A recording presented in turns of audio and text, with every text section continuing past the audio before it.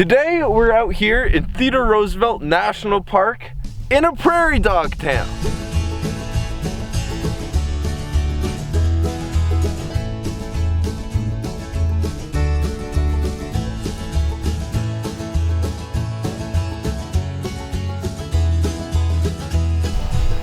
Alright, so why prairie dogs? Well, prairie dogs will bark kind of like a dog to alert others there might be danger in the area or to communicate with them.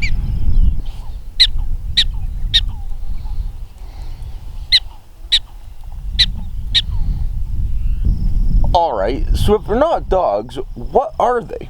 Well, prairie dogs are actually closely related to ground squirrels, and they're really just large rodents. Did you know that prairie dogs are a keystone species out in the prairies?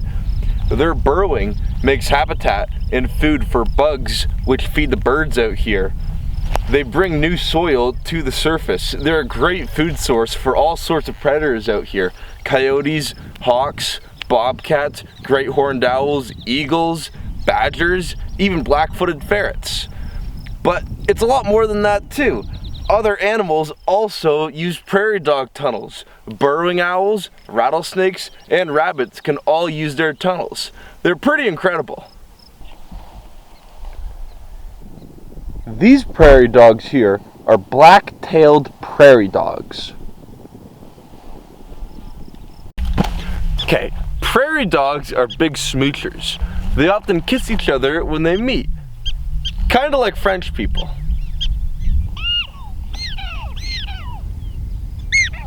Did you know that there are 5 different species of prairie dogs? There's black-tailed prairie dogs, white-tailed prairie dogs, Utah prairie dogs, Gunnison's prairie dogs, and Mexican prairie dogs. But the Utah and the Mexican prairie dogs are both endangered. Alright, prairie dogs have a huge vocal range. They can speak in nouns, adverbs, and adjectives. They have a word for a hawk, and they know what to do when they hear that word. They have a word for coyote, and they know what to do when they hear that word too. But it's more than that. They can tell if it's just a dog walking by, or if it's a big dog walking by. And they can tell if that dog is just walking, or if that dog is hunting. And it's even more than that. They can tell each other if there's a person walking through their field, or if there's a person with a blue shirt walking through their field. They really are incredible. Prairie dogs are very social animals. They live together in these prairie dog towns, and they can live together in the thousands. But what's really interesting about prairie dog towns is the largest one ever recorded was 25,000 square miles. That's 65,000 square kilometers. That's more than twice the size of Belgium. This prairie dog town, well, prairie dog nation at that point, was home to more than 400 million prairie dogs. That's pretty neat. These guys are real lawnmowers. Grass makes up almost all of their diet. They also aren't big drinkers either. They get all the water they need just from the plants that they eat. Now, just like any good medieval city, prairie dog towns can sometimes get places of the Black Plague. Well, it's never really the prairie dogs that would ever transmit the plague. It's more or less the fleas on the prairie dogs that would. But there's systems put in place so that when prairie dog towns do contract the plague, they'll come over and they'll treat the entire town and eradicate the plague from that town. But you shouldn't worry. There's never been a case of transferring the plague from prairie dog to person ever recorded. Hey, did you see that jump yip over there? Well, prairie dogs will jump and yip. They do this to see how alert other prairie dogs are around them.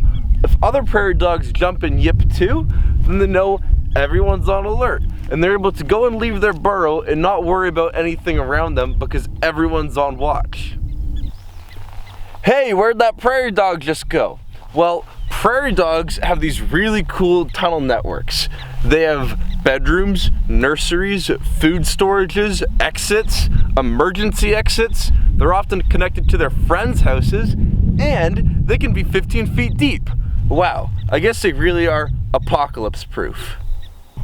Did you know, if a prairie dog mom dies and she's still nursing, another prairie dog will adopt her pups and continue nursing them?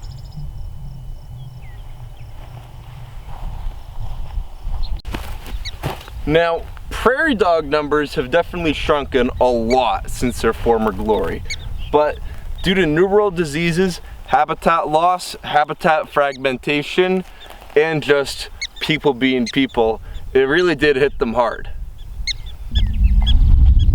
These animals are social.